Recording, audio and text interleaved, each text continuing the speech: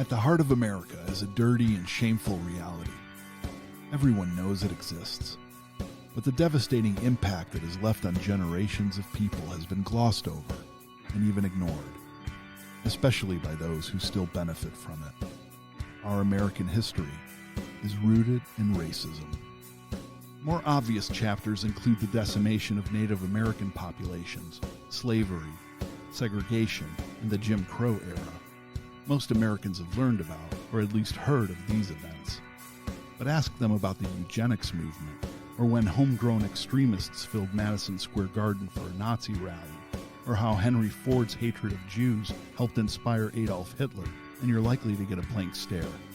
It's time to explore these overlooked events that don't make it into our history books, and correct the record for the people harmed by them, to trace our past to modern tragedies, and learn how folks over the centuries have fought back. We need to confront our racist history so that we might have a chance to defeat it once and for all. I'm Christian Picciolini, a former white supremacist who became an anti-racist activist and a bringer of hard truths. On each episode of F Your Racist History, you'll learn about America's conveniently overlooked racist origin stories.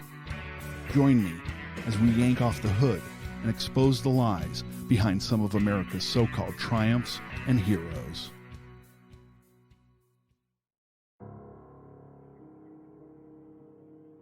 Fear. One emotion with the power to move or immobilize millions. Who controls the flow of fear controls the masses. Some of the most brutal regimes of the past came to power when people were at their most desperate moments, downtrodden, challenged, fearing for their prosperity, or fighting for mere survival. One of the most prominent examples of this use of fear-mongering is that of Adolf Hitler and the Third Reich. The German people embraced Adolf Hitler and his Nazi party's message that the Jews, whom they tried to equate with communists and subhumans, were supposedly to blame for their national suffering. In his rousing speeches, Hitler presented the conflict between white Germans and ethnic or religious minorities as a situation of life and death for the country. Non-Germans, or more specifically, non-Aryans or non-purebred Germans, were a so-called existential threat.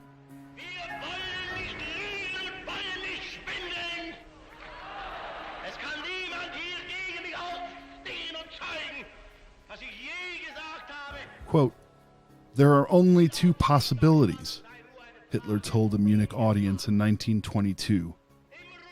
"Either victory of the Aryan or annihilation of the Aryan and the victory of the Jew."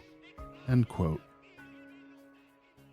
In one form or another, fear, and the use of manufactured fear to control people, is always at the root of a hate movement, whether it be the fear of losing power, rights, or property, a fear of foreign cultures overpowering the status quo, or, as is claimed by the modern white supremacist movement, fear of a total extinction of the white race. Capitalizing on that notion while in prison in the late 1980s and early 90s for his role in the assassination of a Jewish radio host in 1984, white supremacist terrorist David Lane drafted in a pamphlet what would become the infamous credo and mantra of white power extremists worldwide, the 14 words. Quote, "We must secure the existence of our people and a future for white children." End quote. This is sometimes followed by the secondary and less commonly used white power slogan, "Because the beauty of the white Aryan woman must not perish from the earth." Exhibit A. David Lane gave the white power movement a simple focal point. Protect the future of the white race from, well, everything non-white, implying that their white existence is fleeting. The threat of extinction, or a great replacement, is looming. David Lane was one of the leaders of the white supremacist terrorist group, The Order. Formed in 1983, The Order served as a paramilitary arm of the Aryan Nations organization and aimed to form a white homeland in Washington, Oregon, and Idaho via violent insurrection. We'll talk more about Lane and his group, the Order, in a later episode. Securing the existence of a white people is a broad statement and can be interpreted in many frightening ways. In Hitler's case, securing the existence of his Aryan nation meant the extinction of Jewish people and other non-Aryans. If we look at the Southern slaveholder class of the antebellum United States, securing their existence meant attempted secession from the Union and the establishment of a sovereign slave-owning nation to keep black people in slavery and whites in power until the end of time.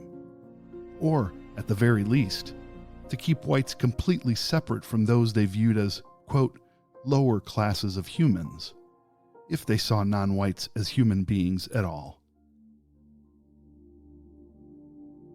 In the case of more modern American white supremacists, the movement has been and is idling somewhere in between dreaming of carving out an all-white homeland for themselves within the landmass of the United States, or taking violent action and executing non-white people to hasten the result in their own locales. For example, the racist gunman who was responsible for the deaths of 22 people and the wounding of dozens more in a Walmart store in El Paso, Texas in 2017 was a proponent of separate ethnic states. In his manifesto, he wrote about wanting, quote, a confederacy of territories with at least one territory for each race. Dylan Roof, the American neo-Nazi terrorist, instead scorned efforts by white separatist groups like the Northwestern Front, which aims to create a sovereign white nation within the northwestern United States, as ineffective. Roof stated in his manifesto, quote, to me, the whole idea of a Northwest white homeland just parallels the concept of white people running to the suburbs. The whole idea is pathetic and just another way to run from the problem without facing it. End quote. He ultimately murdered 9 black parishioners of an African Methodist Episcopal church in Charleston, South Carolina in 2015 in an attempt to further his racist endeavor to secure a white homeland. Each of these horrific acts of terrorism stemmed from the perpetrators believing they were making a so-called positive contribution towards a broader effort to solve the quote-unquote problem of black and brown people encroaching on white autonomy and threatening white prosperity in America. The El Paso gunman even mentioned the Great Replacement theory, a term coined in 2011 by white nationalist French conspiracy theorist and writer Renaud Camus, and channeled by neo-Nazis at the deadly white nationalist rally in Charlottesville, Virginia, in August 2017.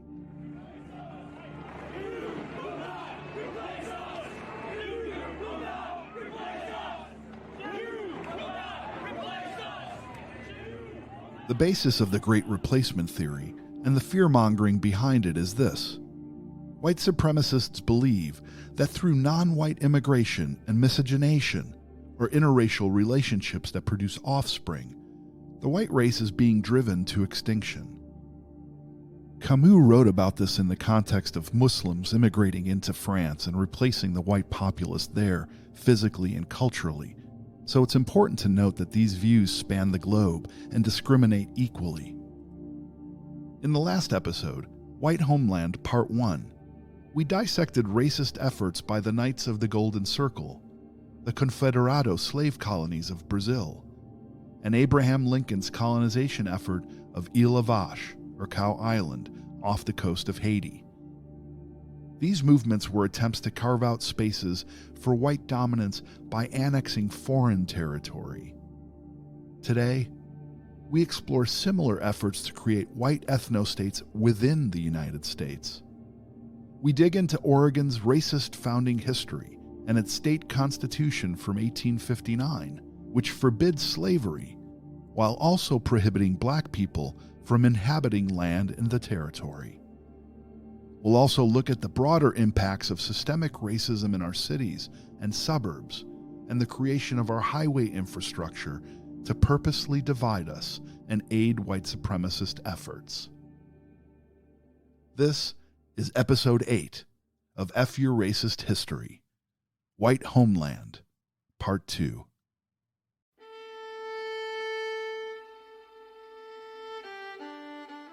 The American Pacific Northwest, territory bounded by the Pacific Ocean to the west and Rocky Mountains to the east.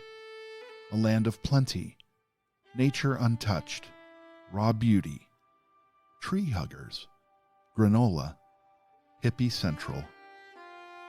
That's how most people see it anyway. And while it is all that, it's also so much more. In 1818, Oregon Country was established by international treaty between the United States and the United Kingdom. It comprised modern-day Oregon, Idaho, Washington, and parts of Montana, Wyoming, and even British Columbia, Canada.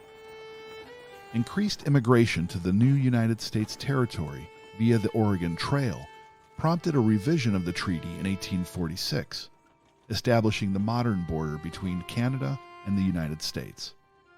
However, by this point in its young history, Oregon Country, or the Oregon Territory as it would come to be known, had already established itself as a white ethno-state, a racial homeland, and it was codified in their racial exclusion laws.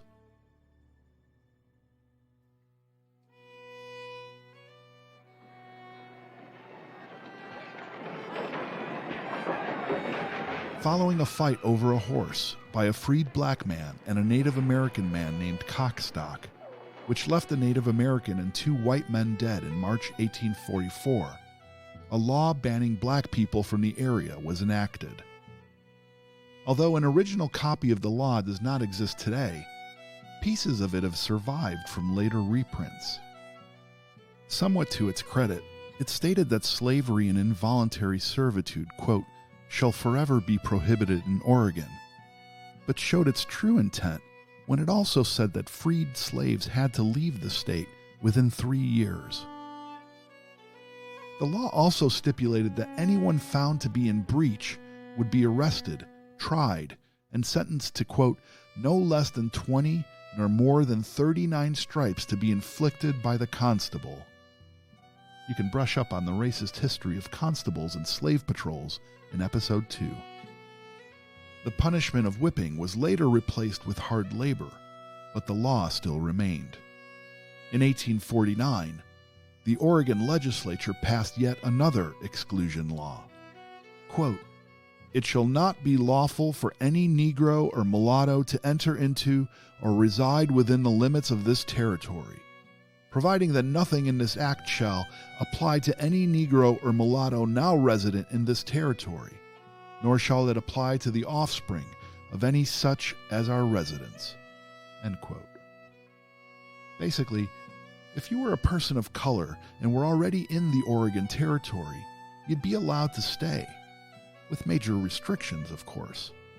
But they weren't letting anyone else in, unless they were white. Their reason? Within the new Oregon Territory's preamble, the law stated that it would be, quote, highly dangerous to allow free Negroes and mulattoes to reside in the territory or to intermix with Indians, instilling into their minds feelings of hostility toward the white race. End quote. Elements of this law were baked into Oregon's state constitution over a decade later. At the time, the Oregon Territory had less than 100 black residents in total. 3 separate sections of Oregon's constitution sought to limit the rights of people of color. The Bill of Rights restricted all new people of color from residing in the territory, and it removed the right of existing black and multiracial individuals from owning real estate and released any existing employment contracts. It also forbid them from holding public office. Another section, entitled Rights of Aliens, which remained in the state constitution until 1970, stated that only new white residents may enjoy the same rights as so-called native-born citizens. Oregon was admitted as a state to the Union in 1859 with no revisions to its constitution. It was the first state constitution that allowed racist exclusionary text. During the American Civil War, Oregon adopted even more laws intended to keep the state as white as possible. For example, it adopted anti-miscegenation laws, which banned white people from marrying anyone who was a quarter or more Black, Native American, Asian, or Hawaiian. How exactly they calculated that and who they assembled to make those determinations is lost to history. In addition, the state legislature adopted a new law requiring all indigenous peoples and people of color residing in Oregon to pay an additional annual tax of $5, about $130 today. Why? Simply because they weren't white, and they had to pay for the so-called privilege of living among or burdening whites.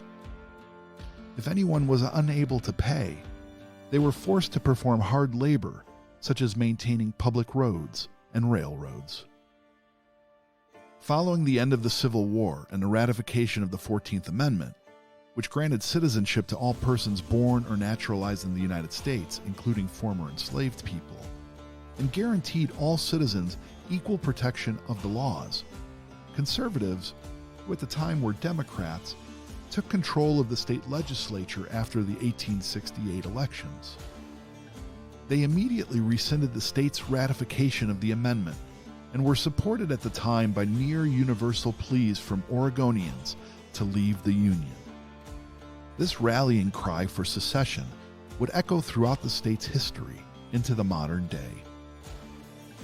The newly elected Oregon legislature also refused to ratify the 15th Amendment, which said no state could deny a citizen the right to vote on account of race, color, or previous condition of servitude, and continued to fight that right until 1959. Although only symbolic, as it was obliged to comply under federal law, it made Oregon's position on the suffrage of people of color clear. Neither blacks nor their voting rights were welcome in the state. With the resurgence of the Ku Klux Klan in the 19-teens and 1920s, it's no surprise that KKK membership climbed in the state of Oregon given its racist history. By 1923, Oregon's 50 Klan chapters were over 35,000 members strong. It was the state with the most significant amount of support west of the Mississippi River. In comparison, Texas KKK membership at the time was only around 2,500, and the state with the most supporters, Indiana, claimed around 240,000 members. In 1922, the KKK even succeeded in putting one of their own in the Oregon governor's mansion, Walter M. Pierce. A frequent guest at Klan rallies, Pierce would later be elected to Congress in 1932 after years of endorsing the white terrorist group and their slogan, 100% American. Oregon's neighbor, Washington State, equally embraced the Ku Klux Klan and their racist views. Their membership numbers rivaled Oregon's, and Washington State became known for their KKK super rallies, following a convention, spelled on brand with a K of course, in July of 1923 that drew over 50,000 attendees. Over the next few years, Klan conventions continued to host many thousands of spectators. Members and non-members alike joined in on the racist pageantry. These gatherings often included fireworks, 21-gun salutes, patriotic and factually misrepresented reenactments of American history, cross burnings, and fiery pseudo-religious racist sermons. These events were designed to entice white Americans, specifically non-members, who they could mesmerize and frighten with their rousing whites-only propaganda and fear-mongering of a black takeover. Although turnout at these racist rallies was high, general public acceptance of the Ku Klux Klan remained relatively lukewarm in the Pacific Northwest during this time. Klan members often criticized Oregon newspapers for not publishing their anti-Catholic conspiracy theories. Washington officials concerned about optics banned Klan masks and robes at political rallies and sometimes withheld permission for planned conventions. Almost as quickly as the Ku Klux Klan rose in the northwestern states, their numbers soon began to diminish. Nevertheless, racist sentiments have remained. In 1923, the state of Oregon passed laws that prevented Japanese people from owning property and allowed cities to deny them and other people of color business licenses. During World War II, 4,000 Oregonians of Japanese descent were placed in internment camps, and anything of value was stripped from them. We'll discuss Asian internment camps in detail in a later episode. During this time, the Oregon legislature also urged Congress, quote, to deport immediately after the war all alien Japanese and all Japanese of American citizenship who have indicated dual citizenship, end quote. The Northwest Territorial Imperative, a movement also known as the Northwest Front, and mentioned by white supremacist killer Dylann Roof in his manifesto, started in the 1970s as a white separatist initiative seeking to establish a monoracial country, meaning a whites-only homeland. The initial primary supporters of this effort were the late Richard Butler, leader of the violent Idaho-based Aryan Nations organization, and Robert Miles, a white supremacist pseudo-Christian pastor from Cohocton, Michigan. When they were still alive, both Butler and Miles urged white Americans to flock to the Pacific Northwest, where they could maintain a white racial majority. Richard Butler originally referred to his vision of a white ethno-state as the 49 states and the Reich of Idaho. In 1986, at the Aryan Nations Conference in Hayden Lake, Idaho, where the theme was Northwest Territorial Imperative, opinions on the venture were initially split among white supremacists. Some chapters of the KKK and many neo-Nazis approved of the plan to carve out 10% of the United States for a white homeland, while others, especially the southern chapters, argued that they should fight for the home they had. They believed the South could rise again. White supremacist Harold Covington led the Northwest Front initiative until his death in 2018. He joined the neo-Nazi National Socialist White People's Party, previously known as the American Nazi Party, the same year he joined the U.S. Army in 1971. 2 years later, Covington was discharged and decided to roam the African continent. He became inspired by South Africa's apartheid government, an oppressive racial segregation system enforced there until the early 1990s. In 1976, Covington was expelled from Rhodesia, modern-day Zimbabwe, after sending threatening letters to a Jewish congregation there. Upon his return to the United States, he advocated for his new paramilitary group, the Northwest Front, clearly stating its intentions. Quote, "Of course it's racism. What's wrong with racism? It's the purest form of patriotism." End quote. It's unclear who's leading Covington's separatist movement today, or even how many people might be involved. However, it is still active with continued and growing support from known white supremacist and neo-Nazi groups worldwide. And the desire to establish a white homeland in the Pacific Northwest continues to be a driving force. The racist separatist doctrines held by Richard Butler, Robert Miles, and Harold Covington certainly didn't die with them. They continue to inspire new generations of white supremacist activity at the expense of innocent lives. We have just learned the suspect, 21-year-old Dylan Roof, has been caught in North Carolina. Police say Roof walked into the historic Mother Emanuel AME Church in Charleston last night, sat down for nearly an hour at a Bible study there, and then opened fire, killing 9 people, 6 women and 3 men, including the church's pastor, Clementa Pinckney, who is also a prominent state senator. We want to bring in ABC News consultant. On June 17, 2015, a young neo-Nazi named Dylan Roof walked into the historic Emanuel African Methodist Episcopal Church, locally endeared as Mother Emanuel, in Charleston, South Carolina, and opened fire on a Bible study group praying inside. The victims, 6 women and 3 men, were all African American members of the church, and the horrific act of deadly terrorism devastated the entire community. It's believed the church was targeted by Roof because of its historic association with the civil rights movement.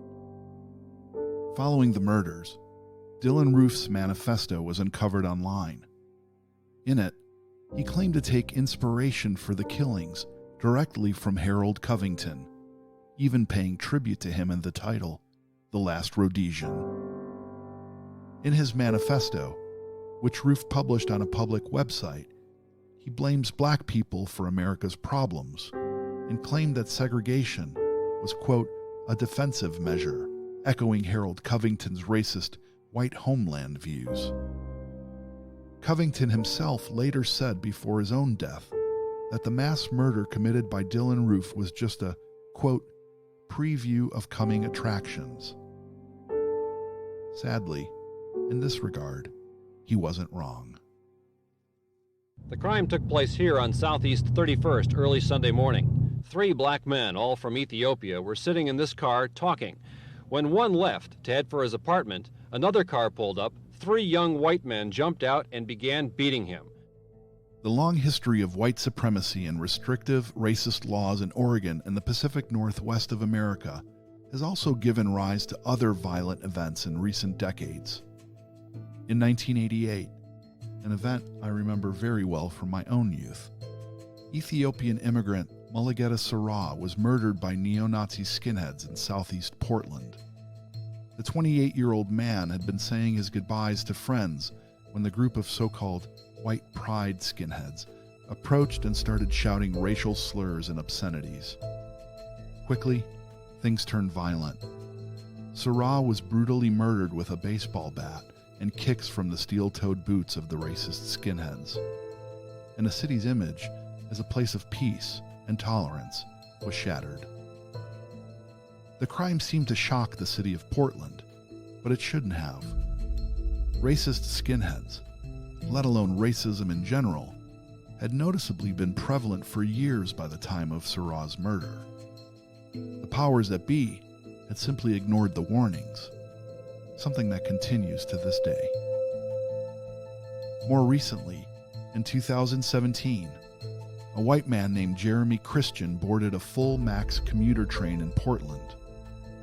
He began screaming at 2 young women and directed anti-Muslim slurs at them, claiming that people of color were, quote, ruining the city.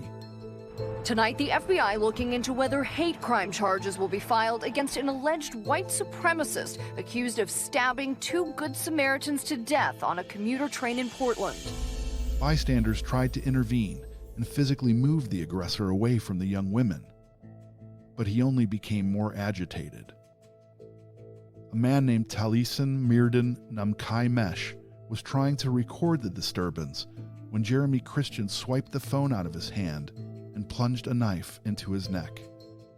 He also attacked 2 train passengers named Rick Best and Micah David Cole Fletcher. Namkai Mesh and Best died as a result of their wounds, and Fletcher was seriously wounded. The racist attacker was charged with 2 counts of murder and 1 count of attempted murder. An Oregon jury found him guilty in February 2020 and eventually sentenced him to 2 life sentences in prison without parole. Over the last year, since the outbreak of the COVID-19 pandemic, hate crimes in the state of Oregon have increased over 300%. The Asian American and Pacific Islander, or AAPI communities, reported 42% of all the occurrences, highlighting a nationwide surge in anti-AAPI sentiment and attacks.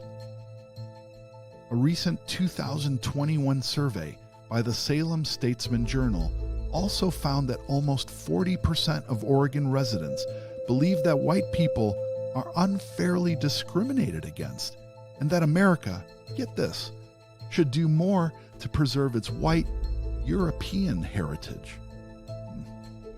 Despite the fact that Oregon is already an overwhelming 86% white today and only 2.2% black.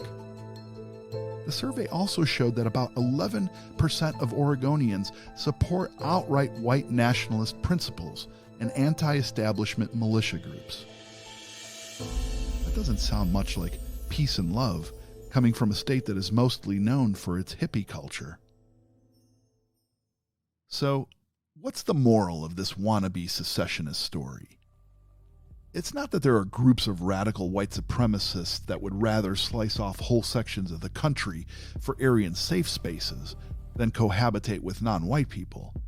Of course not. That's nothing new.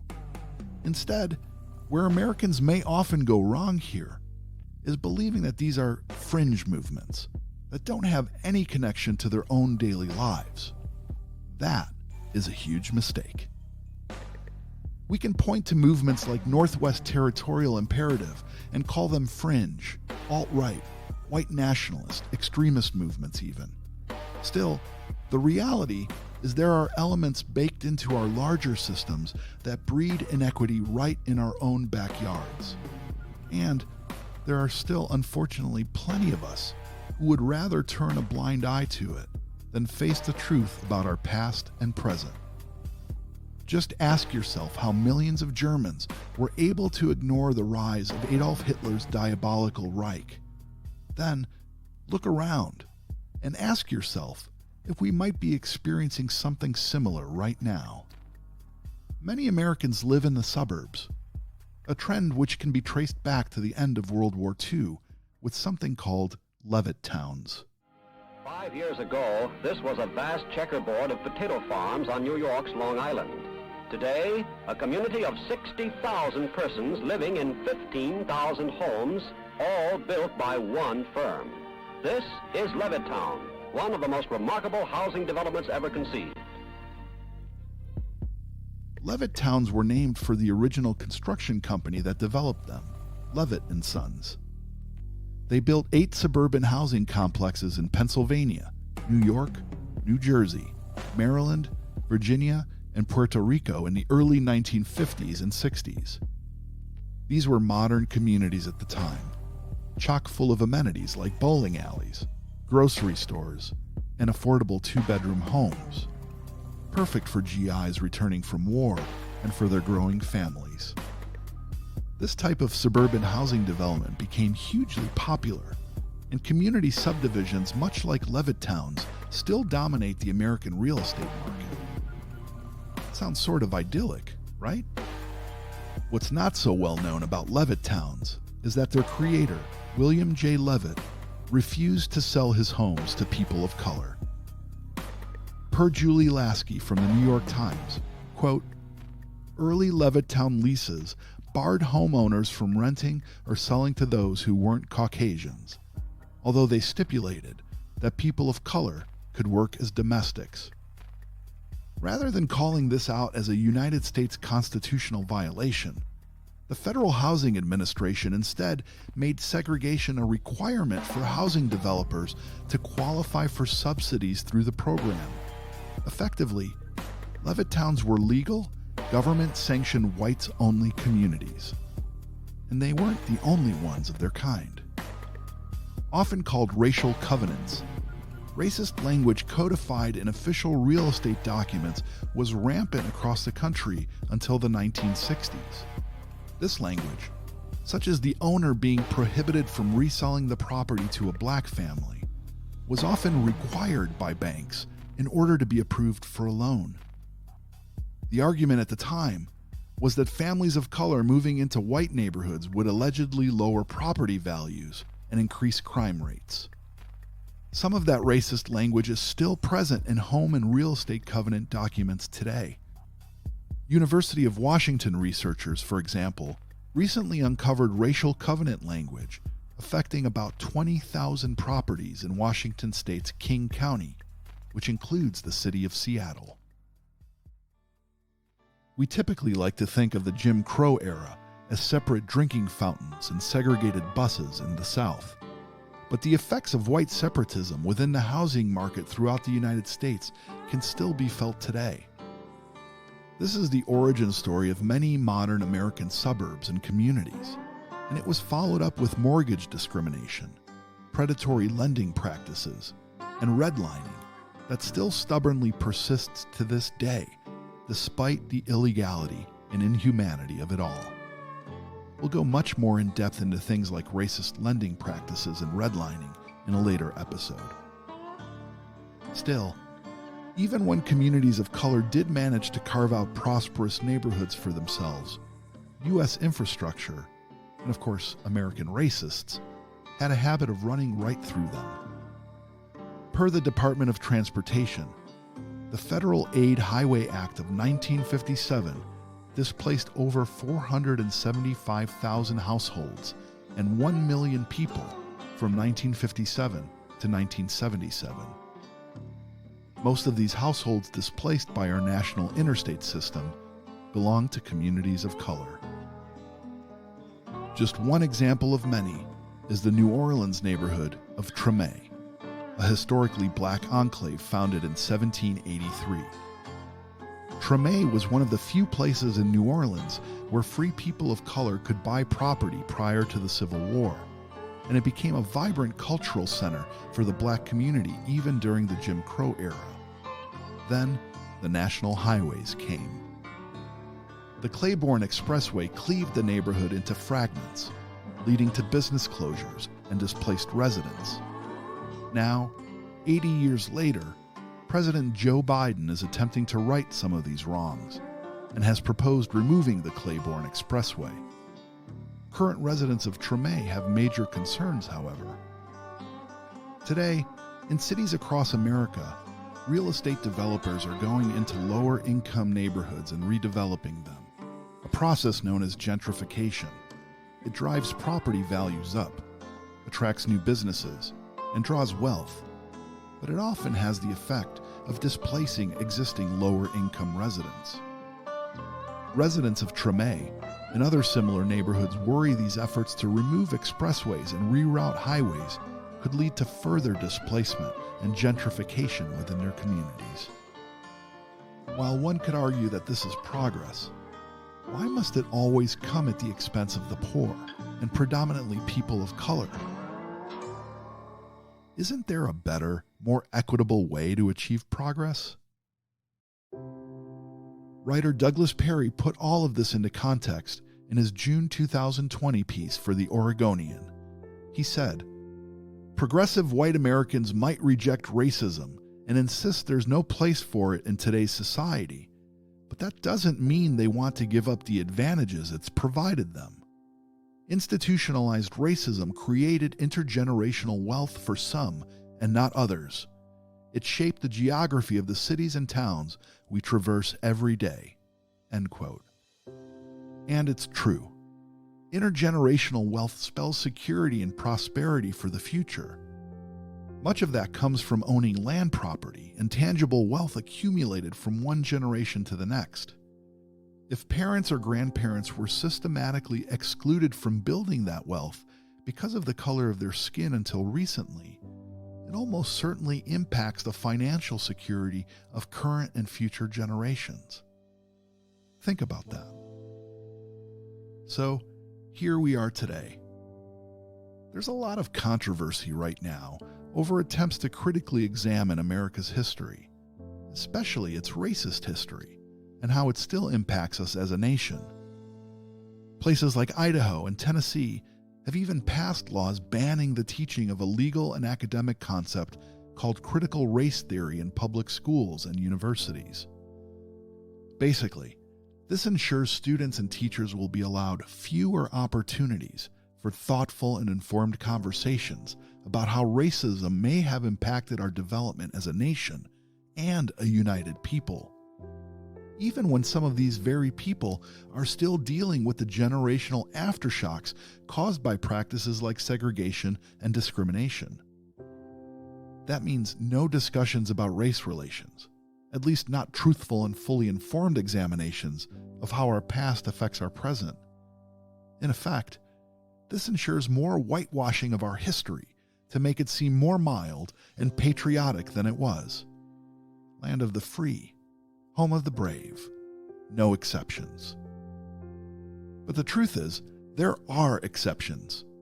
And this podcast hopes to shine a light on just some of the more hidden flaws that have led us to the divisions and inequities of today. If we can't face the truth of who we are, how can we ever hope to be more? Addressing these issues and staring down the truth doesn't diminish America. It makes us a more honorable people, able to make informed decisions and changes for a better future for the whole of our nation. It makes us stronger. The truth will set us free. We just have to be brave enough to see it. As always, F your racist history. I'll see you next time. That's all for today. Join me next time as we shine a light on another shameful chapter of our country's racist past. We can't beat the problem if we can't see it. You've been listening to F Your Racist History. If you like what you've heard, do us a favor and rate us on whichever platform you listen on. It helps.